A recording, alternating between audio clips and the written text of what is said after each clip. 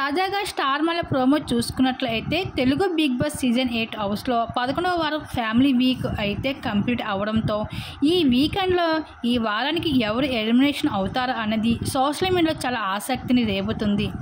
అయితే ఇప్పటికే సోషల్ మీడియాలో అవినాష్ ఎలిమినేషన్ అయినట్లు వార్తలు వైరల్ అవుతున్నాయి.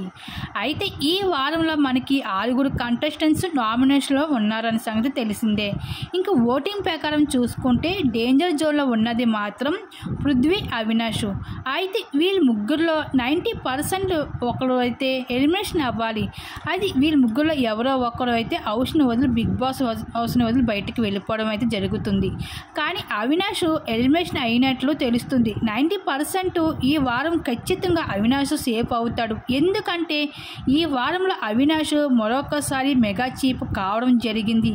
అలాగే ఎంటర్టైన్మెంట్లో కూడా గివ్ అప్ ఇవ్వలేదు. మంచి ఎంటర్టైన్మెంట్ కూడా ఇస్తున్నారు అవినాష్. ఈ విధంగా అయితే అవినాష్ సేవ్ అయ్యే అవకాశం ఎక్కువగా ఛాన్సెస్ ఉన్నాయి.